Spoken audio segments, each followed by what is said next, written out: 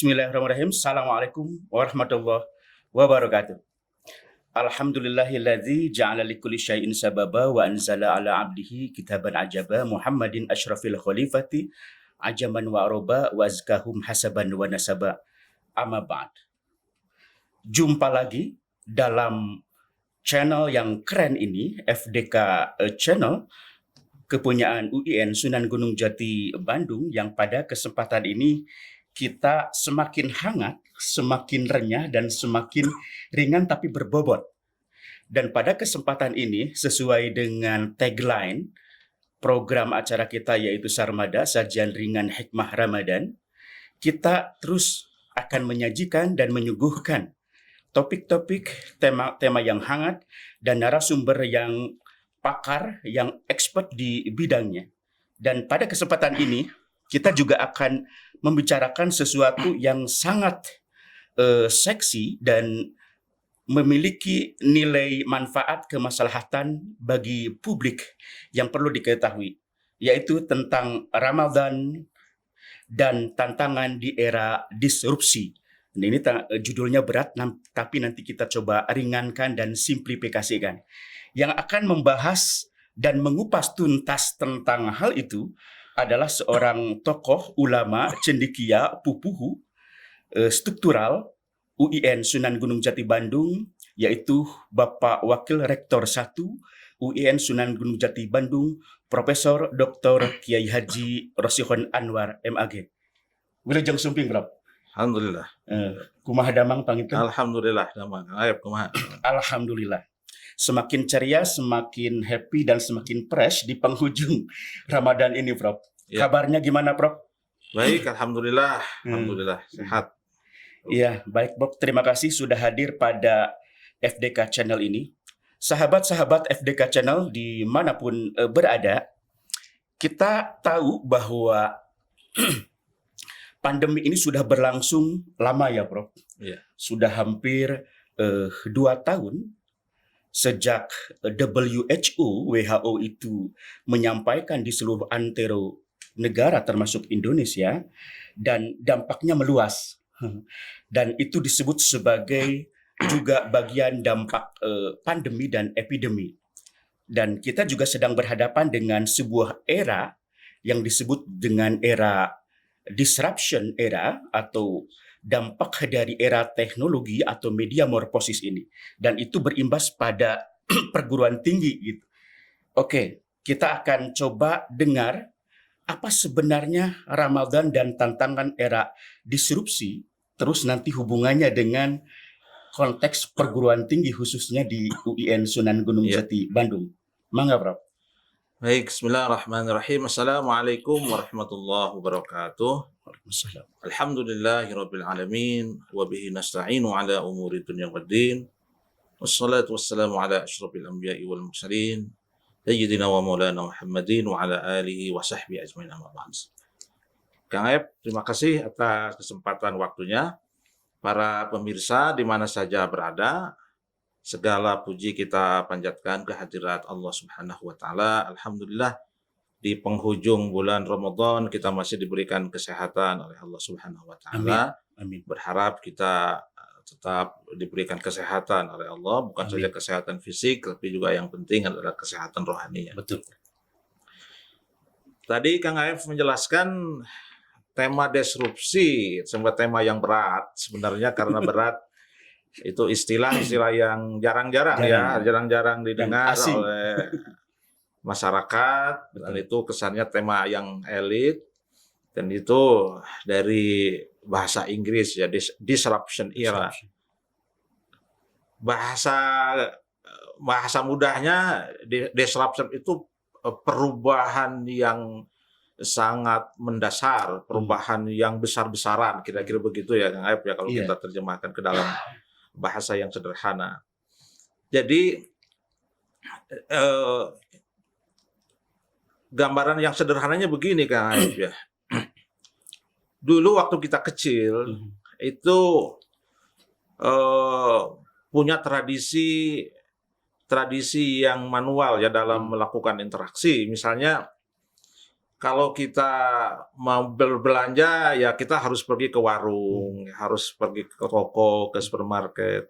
Hari ini orang itu untuk mendapatkan belanja tidak perlu untuk datang ke tempat marketplace atau tempat-tempat untuk menjual barang ya. Betul. Tinggal menggunakan aplikasi ya Online ya, Prof. online dan sebagainya itu bisa mendapatkan ya. Mhm.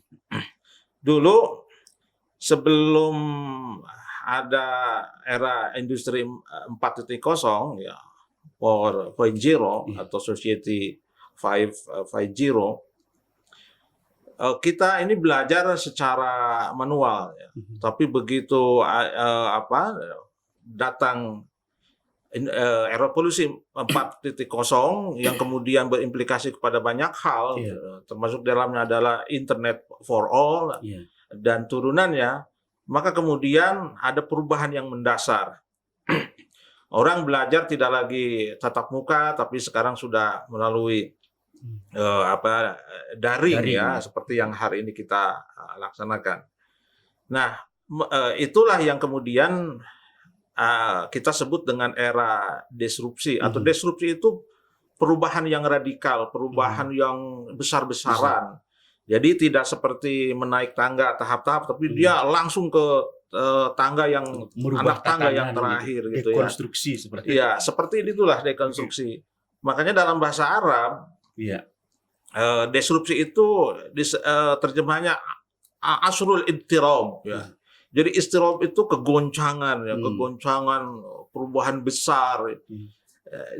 Itulah disrupsi ya. Disrupsi itu merubah segala hal secara radikal ya. Betul.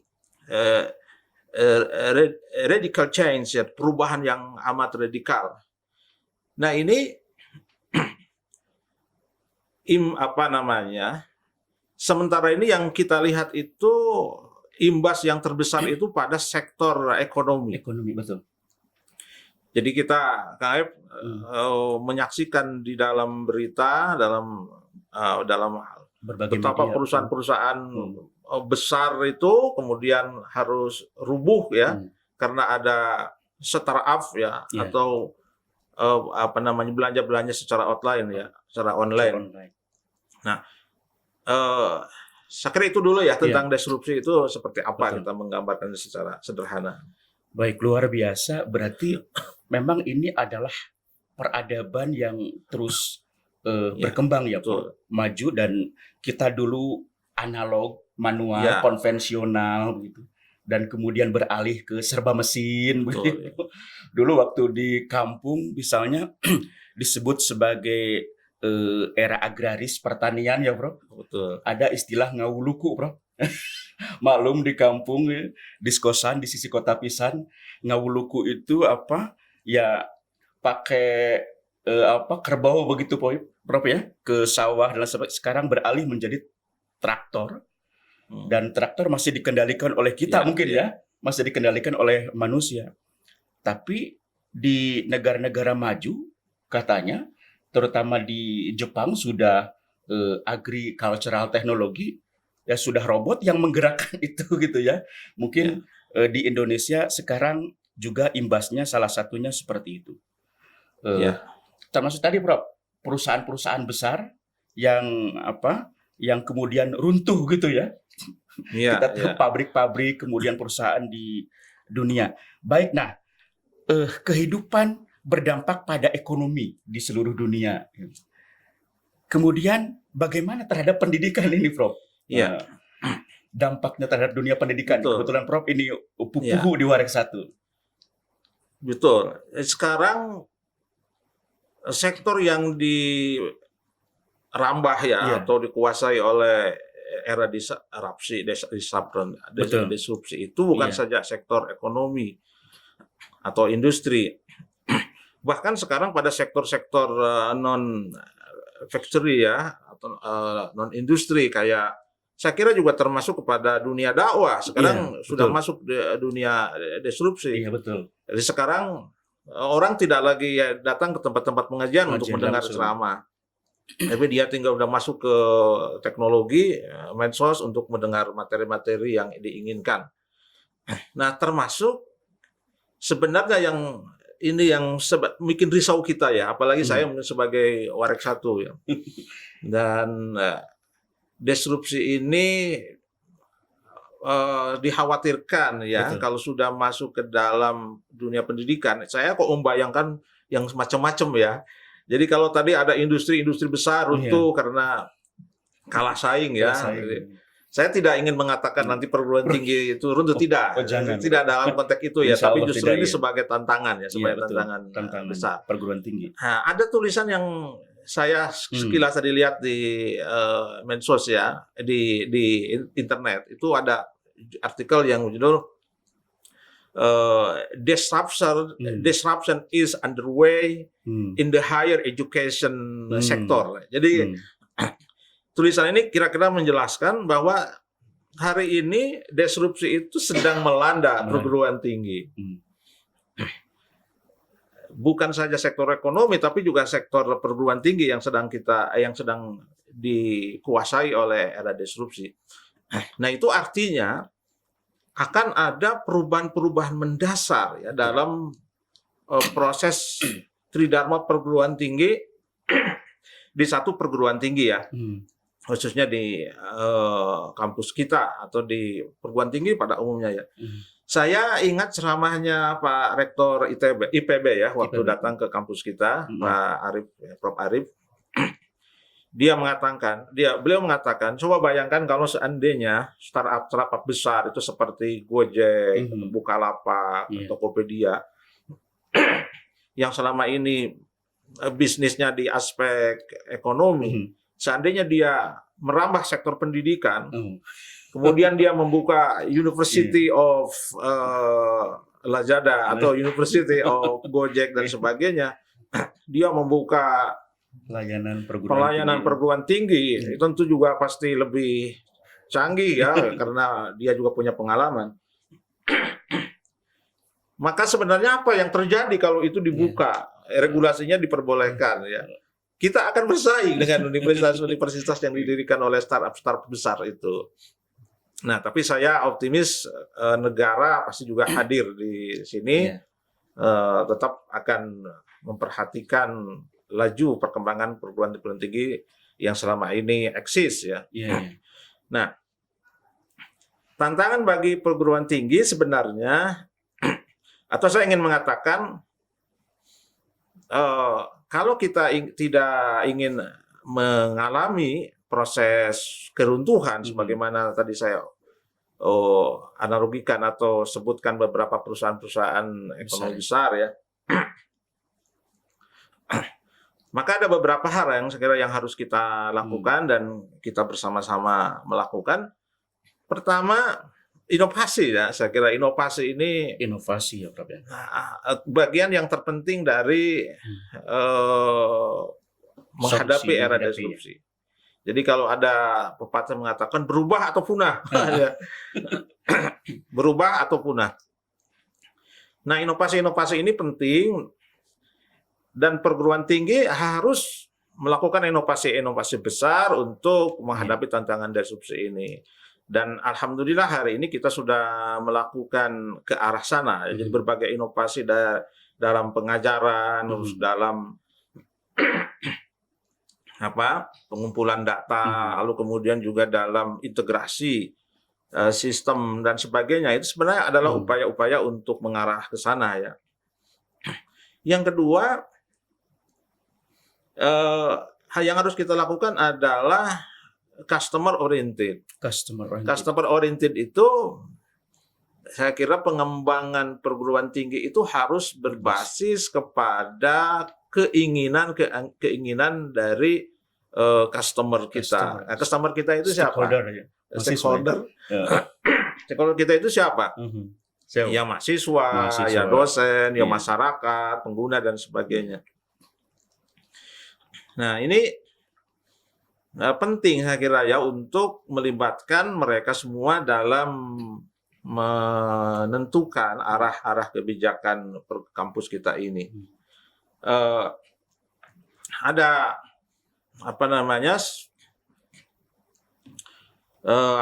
ungkapan the age of the customer demands personalized education. Kira-kira begini, bahwa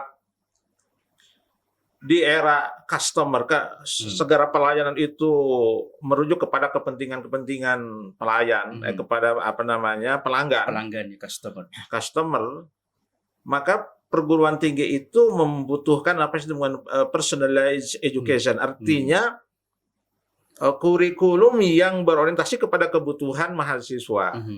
Jadi mahasiswa yang dibutuhkan pada hari ini seperti apa, dan itu yang harus kita terus lakukan.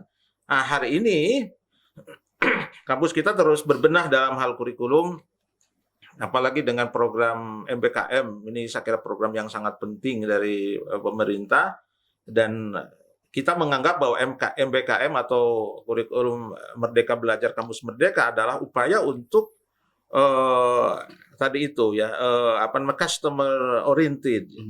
Jadi kita mencoba menjembatani keinginan mahasiswa dengan kebutuhan pasar. Jadi pasar dengan mahasiswa itu ada pertemuan di sana. Nah, lalu kemudian yang ketiga, nah ini nasihat ya dari orang-orang hebat itu ya. Tidak pernah puas dengan keadaan hari ini. Saya sangat setuju ini, dan Pak Rektor juga sering mengingatkan itu kepada teman-teman pimpinan, yang pernah puas dengan prestasi yang kita hadapi. Hari ini alhamdulillah kampus kita memiliki prestasi yang luar biasa ya, yang perlu kita banggakan. Tapi tentu kita harus jangan berpuas diri. Betul. Tantangan kita luar biasa ke depan, terutama tantangan menghadapi era disrupsi ini luar biasa. Nah, kita akan tiga langkah itu akan kita padukan. Inovasi terus kita lakukan di berbagai sektor, lalu kemudian customer oriented. Jadi kita mencoba juga mendengar masukan-masukan dari stakeholder, termasuk juga kita melakukan riset-riset kebijakan ya, untuk melihat bagaimana tantangan-tantangan di masyarakat. Kemudian yang ketiga tadi itu tidak merasa puas dengan prestasi yang ada. Ini adalah cara-cara yang coba kita lakukan untuk menghadapi era disrupsi. Saya kira ini kalau kita lakukan dengan baik, dengan terintegrasi, insya Allah kampus kita akan siap menghadapi tantangan era disrupsi. Sehingga nanti bukan saja UIN Bandung, saya kira juga PTKIN yang lainnya itu akan mampu mengimbangi perubahan-perubahan yang sangat radikal di era disrupsi ini. Itu Kang Ep. Iya, ini 3 langkah program utama yang strategik Prof ya, dan sudah digulirkan selama ini. Itu sudah kita dijalankan, kebijakan sudah mengarah ke sana. Dan alhamdulillah sudah berjalan dengan baik ya Prof ya. Di Insyaallah, tiap perkuliahan, kemudian sistem monitoring, evaluasi, kemudian juga mahasiswa yang tersebar di seluruh daerah. Dan mengikuti proses perkuliahan ini, inovasi-inovasi yang dirintis dan dibangun oleh UIN Bandung dan kemudian oleh fakultas-fakultas menjalankan tupoksinya sudah berjalan baik, dan bahkan mendapatkan apresiasi ya Prof ya, dari beberapa alhamdulillah resources, dan kemudian dari kementerian, termasuk juga dari produktivitas ya Prof ya, produktivitas para dosen betul dalam melakukan karya ilmiah. Nah, ini inovasi teknologi. Nah, ini inovasi kemudian customer oriented dan tidak puas ini merupakan hal yang penting. Ini kata-kata bijak ya, yang memicu dan memacu semua sivitas akademika termasuk mahasiswa. Nah, baik Prof. Kemudian 3 langkah ini apakah akan diterapkan nanti mungkin setelah pasca pandemi ini, atau akan dirubah kembali Prof ini? 3 langkah ini sedang kita jalankan. Inovasi kan terus dibuat, jadi misalnya berjalan ya Prof ya. Terus berjalan di berbagai sektor. Kang Aib bisa ngelihat perkembangan kampus kita ya di aspek inovasi. Lalu kurikulum kan juga sedang kita bahas terus ya, dibenahi terus. Dan MBKM ini terus kita gencarkan untuk diimplementasikan di 2021 ini, bahkan pedomannya juga sudah dibuat, hasil dari proses dialog yang sangat intens dengan berbagai pihak. Ya.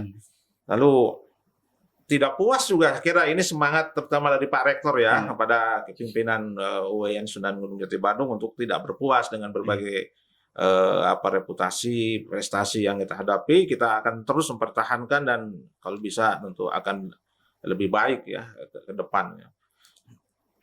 Baik Prof. Nah ini juga hal yang penting tadi Prof sampaikan mengenai riset. Nah mungkin Prof bisa menyampaikan tentang riset yang sudah digulirkan pada waktu pandemi ini terkait dengan stakeholder ataupun terkait dengan kemitraan ataupun di lingkungan publik misalnya terkait dengan riset-riset di masa daring ini, Bro. Baik, Kang Aib. Itu untuk keterkaitan dengan customer service ya, kan begitu ya. Service excellent ya, Bro ya. Ya, atau service excellent ya, pelayanan prima, betul Kang Aib, itu yang paling pas ya. Misalnya kita sudah lakukan melalui dari upaya untuk melakukan penilaian terhadap kinerja akademik. Misalnya di SIMAK itu kita ada satu aplikasi yang disebut dengan Motekar ya. Motekar. Ya, Motekar itu monitor terpadu ya. Monitor terpadu. Metode akademik terpadu.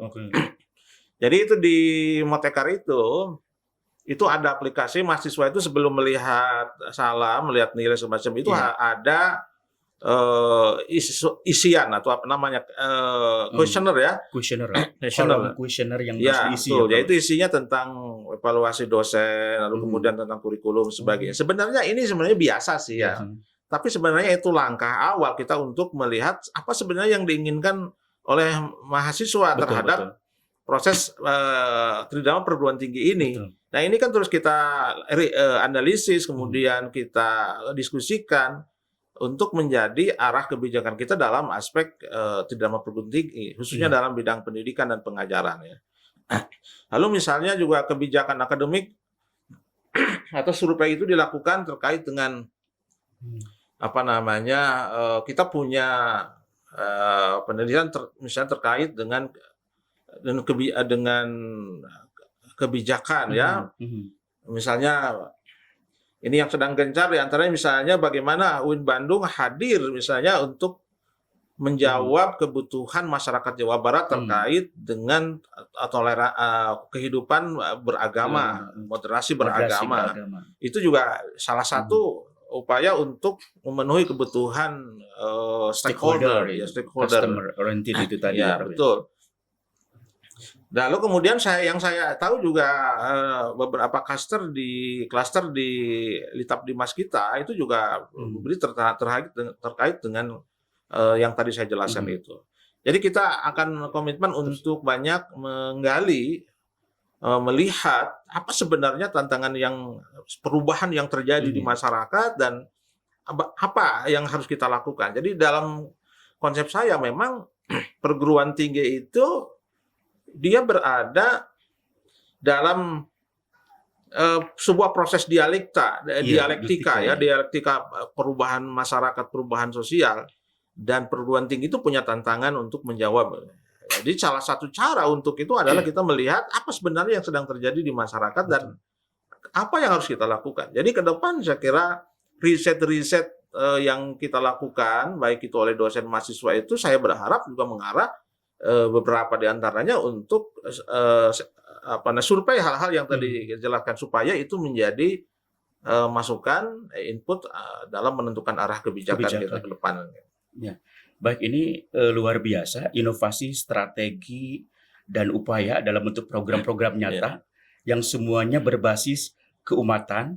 Perubahan yang terjadi itu bukan menjadikan sesuatu hal yang harus kemudian mereduksi atau mengurangi gitu Prof ya. Program dan target kerja justru menjadikan tantangan yang sudah diwujudkan ini luar biasa. Ya, MBKM itu Kang Aib, MBKM itu juga salah satu tadi itu MBKM. Untuk mahasiswa itu sudah dari sedini mungkin tahu apa yang sebenarnya terjadi di masyarakat. Betul. Karena salah satu dari filosofi MBKM itu mahasiswa itu mengetahui medan pengabdian yang akan dia hadapi ke depan. Jadi nanti ada program magang dan sebagainya. Itu kan sebenarnya sebuah proses bagaimana kita mendialogkan mahasiswa dengan perubahan-perubahan yang ada di masyarakat sekitarnya. Akhirnya ini sangat bagus ya. Belum lagi program pertukaran pelajar, pertukaran mahasiswa ya. Ini. Jadi mahasiswa punya pengalaman nanti belajar di luar perguruan tingginya ya, hingga dia punya atmosfer akademik yang berbeda ya, yang nuansa yang berbeda.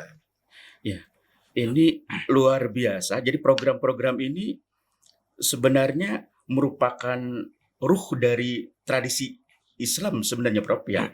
Mungkin Prof seorang ulama kiai kita lihat para santri belajar ke kiai ke pesantren yang lain, ada apa di bulan puasa itu namanya pasaran apa, Prof? Iya, ada tradisi pasaran ya. Misalnya. Iya. Dan itu para ulama juga itu berguru pada ulama-ulama yang lain, Bro. Ini apakah itu juga merupakan ruh dari mereka belajar, Bro? Betul ya. Jadi sesungguhnya semangat utama yang tadi pertukaran pelajar itu sebenarnya tradisi pesantren sudah kita lakukan. Iya, betul. Dulu saya punya tradisi, saya 6 tahun saya di pesantren. Luar biasa, tradisi literatur kitab kuning ya. Saya setiap Ramadan itu pasti begitu. Jadi Ramadan ini ke kiai mana, ke kiai mana. Dan hari ini diterapkan oleh MBKM ini. Luar biasa ya. Jadi pesantren dulu itu. Nah, KF ya. Sekarang saya ingin mencoba mengaitkan dengan Ramadan ya. Betul. Karena ini kita masih suasana Ramadan. Apa sebenarnya judul besarnya kan itu kan ya, betul. Ya. Ramadan dan tantangan era disruption. Kita sudah mendengar tadi menjelaskan era disruption itu apa dan sebagainya ya. Lalu Ramadan itu ngasih apa dengan itu? Betul, ya? Prof. Kang Ep begini ya, kalau para ulama, para mubaligh gitu, Kang Ep juga sering menjelaskan bahwa tujuan puasa itu adalah yang sering ayat disebutin itu la'alakum tattaqun ya. Betul. Nah, la'ala ini menurut santrinya itu kan bukan taroji tapi tahakkuk, tawakku ya. Tahakkuk. Ya, jadi orang yang berpuasa itu pasti menjadi orang yang bertakwa, tapi tentu puasa yang substansi, puasa yang betul ya. Nah, saya memahami tatakun itu dalam proses yang kontinuitas terus berlangsung, karena tatakun itu fi'il mudhari'. Fi'il mudhari' itu fungsinya istimrar. Al-istimrar wa tajaddud gitu ya. Jadi puasa itu mengarah seseorang kepada ketakwaan. Ketakwaan itu dari bahasa yang itu orang memananya al-wiqayah, penjagaan diri dan sebagainya. Tapi saya memahami takwa itu artinya orang itu sudah mengimplementasikan ajaran-ajaran Islam secara berusaha untuk mengimplementasikan ajaran Islam secara utuh, secara baik dan punya niatan untuk ke sana. Betul. Jadi itu bedanya antara muslim, mukmin dan muttaqin. Muttaqin itu dia bukan saja mukmin tapi juga dia sudah mengimplementasikan nilai keislaman dan terus memperbaharui ketakwaan. Jadi takwa itu dalam bahasa yang generik saya ingin mengatakan takwa itu adalah kepribadian seorang muslim untuk selalu mengarah kepada yang lebih baik. Yang lebih baik itu diantaranya tadi itu kita memberikan kepuasan kepada stakeholder, customer, jadi kalau takwa dalam konteks perguruan tinggi sebagai dosen, ya indikasi ketakwaan atau dalam perguruan tinggi secara lembaga, ya tadi itu. Menjadi orang yang bertakwa itu orang yang muhsin. Ihsan itu artinya memberikan kepuasan, pelayanan yang prima kepada mahasiswa, kepada masyarakat dan sebagainya. Termasuk penelitian-penelitian yang kita lakukan juga mengarah ke sana. Dan ini saya kira ya ada kaitannya dengan era disrupsi ini. Nah, saya ingin sebelum ke sana juga saya ingin mencoba mengambil sisi tasawuf menurut kaum sufi ini agak menarik juga ya. Nanti kaitan dengan aspek disrupsi itu ya, esoterisnya. esoteriknya, intrinsiknya Iya. coba kita lihat. Jadi dalam pandangan sufi ya, itu kan puasa itu simbol begini, Kang Ayub ya. Iya, iya.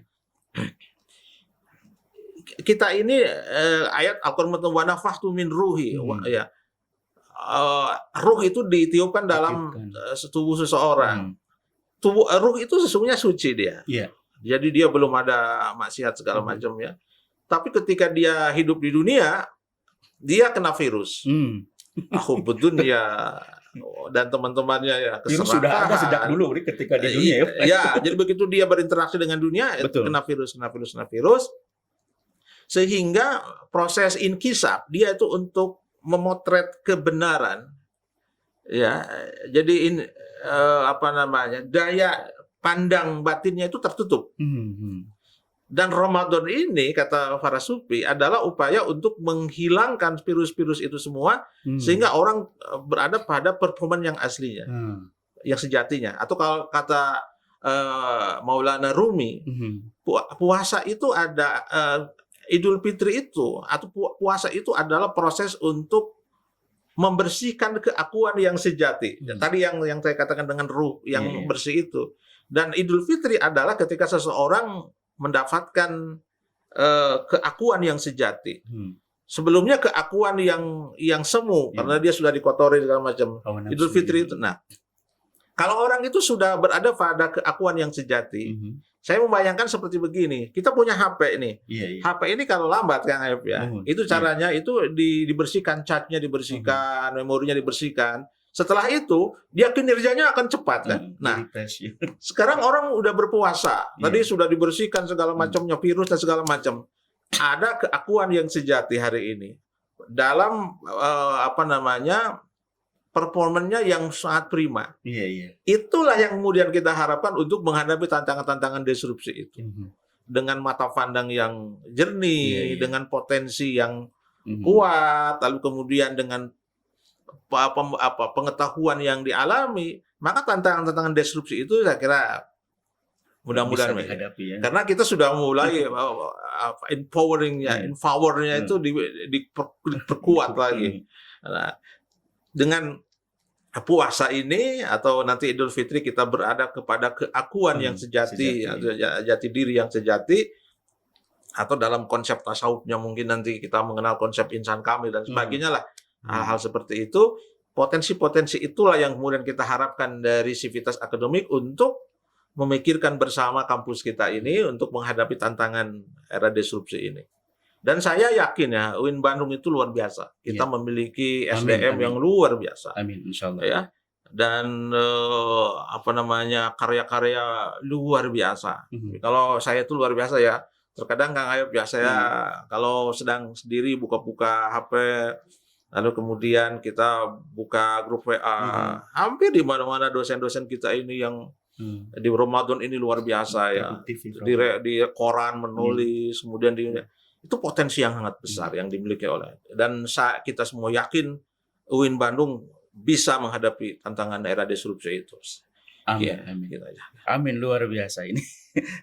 Jadi yes we can. Nah itu kalau kata Barack Obama itu yes we can. UIN Bandung we can. Ini luar biasa. Ya era kebangkitan ya, survivalitas yang sebenarnya kembali ke termasuk ke Civitas Akademika UIN Bandung yang memang sudah bergerak spiritnya, dan makna Ramadan ini tadi Prof sampaikan dengan sangat luar biasa. Jadi itu tafsir maknawinya itu bisa sebenarnya virus yang ada dan itu dinetralisir gitu Prof. Dengan daya imun yang kuat gitu. Dengan makna tasawuf tadi seperti madrasah gitu ya. Ramadan ini seperti training center yang merefresh, menginstal ulang. Betul. Dan semuanya memiliki energi baru gitu ya, energi tambahan. Dan Prof melihat ini dalam lingkungan kita ya. Di sekitar kampus ini. Nah ini luar biasa, sahabat-sahabat FDK Channel dimanapun berada, Jadi banyak perspektif yang disampaikan oleh profesor kita, Prof. Rosihon. Nah, kemudian Prof, ini juga hal yang menarik, berarti memang sebenarnya Islam ini sedang betul-betul diturunkan begitu Prof ya. Iya. Diwujudkan termasuk di lingkungan perguruan tinggi Betul. UIN Sunan Gunung Jati Bandung ini. Ini kalau dilihat zaman dulu nih, para ulama zaman dulu juga kan dia seorang pakar dari usuluddin gitu, seorang ulama. Tapi dia seorang ilmuwan eksak. Gitu. Jadi kan dia mengarang fisika, kemudian logaritma, jabar, dan itu kan bahkan penemu pesawat terbang itu pernah saya baca, itu juga dari seorang ulama, Ibnu Firnas. Berarti teknologi ini sebenarnya juga ruhnya sudah ada tradisi zaman dulu, Prof ya. Nah, yang solihun ala kulli zaman Islam itu. Yang Hayap ya, kalau kita baca sejarah, Betul, memang 7 abad lamanya kita ini 7 abad menguasai, menjadi dikuasai dunia. Iya. Kita memiliki segalanya. Kita bukan saja ad-dirasah al-islamiyah ya, atau ilmu keagamaan, tapi juga ad-dirasah al-ilmiyah atau sains. Kita mengenal beberapa tokoh tadi itu ya. Nah, mungkin kita perlu juga menambah ya, atau mungkin juga bukan mengingatkan ya, definisi ilmu yang sering kita dengarkan, misalnya thalabul ilmi faridatun. Selama ini ada yang memahami al-ilmu itu sebagai ilmu-ilmu agama. Padahal sebenarnya bahasa Arabnya sendiri itu al-ilmunya tidak disebutkan khusus ya. Spesifik tidak. Ya tidak. Jadi akhirnya ma'rifatnya itu tidak mesti, al-ma'rifat itu tidak mesti ilmu agama, tapi ilmu-ilmu yang bermanfaat lah. Jadi sains dan sebagainya. Jadi kalaupun misalnya kita melakukan embarkasi ada ilmu agama, ilmu sains, itu hanya sekedar pembagian administrasi saja ya. Sesungguhnya kita tidak pernah membedakan itu. Bahkan spirit ilmu dalam Islam itu adalah spirit ilmu secara keseluruhan. Ilmu itu semuanya milik Allah, ilmu sains dan sebagainya. Dan UIN Bandung dengan berubah menjadi universitas, sebenarnya semangatnya kan itu, integritas keilmuan itu akan coba mengembalikan kejayaan ulama-ulama dulu. Sehingga Pak Rektor saya mengatakan menjadi ulama yang ilmuwan yang ulama. Jadi saya kira pas ya untuk punya orientasi untuk mengembalikan kejayaan ulama Islam pada dulu yang memadukan antara ilmu agama dengan ilmu sains. Nah, ini luar biasa. Jadi memang visi misi UIN Bandung ini mencoba untuk membumisasikan Islam yang sesuai dengan zaman, perubahan zaman yang terus berkembang, yang berbasis stakeholder dan keumatan, begitu Prof ya? Betul. Baik, kita masuk pada segmen terakhir nih Prof. Oke.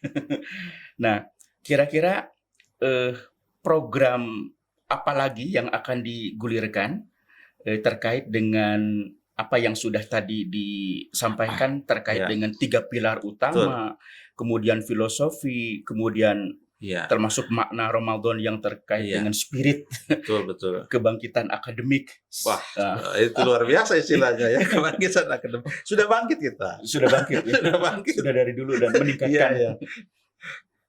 Baik. Jadi Kang Ep, bahwa era disrupsi ini sudah menjadi kesadaran kolektif ya. Kita insya Allah semua pimpinan terutama Pak Rektor sudah meng-underline ini ya, perubahan-perubahan yang ada di sekitar kita ini sudah kita sadari. Kita tidak menutup mata dari perubahan-perubahan itu. Dan kita akan senantiasa beradaptasi dan terus melakukan penyesuaian, tentu dalam batas koridor-koridor ya yang bisa, karena kita juga tidak bisa dipisahkan dengan negara karena itu institusi di bawah negara. Jadi tetap kita mengikuti regulasi-regulasi yang ada. Dan saya yakin negara, dalam hal ini Kementerian Agama, dalam hal ini Dirjen Pendis, kebetulan juga Pak Dirjen dari kita ya, Prof. Ali Ramdhani, juga sudah memikirkan tentang itu ya. Jadi perubahan-perubahan yang berada di kita, terutama era disrupsi itu sudah dipikirkan bersama-sama, Dan kita sendiri UIN Bandung kita melakukan proses-proses adaptasi sesuai dengan regulasi yang ada dan sesuai dengan kemampuan yang ada tentu ya. Tapi bahwa upaya kita untuk melakukan penyesuaian dengan tantangan zaman, itu melakukan inovasi dan sebagainya, itu menjadi komitmen kami bersama.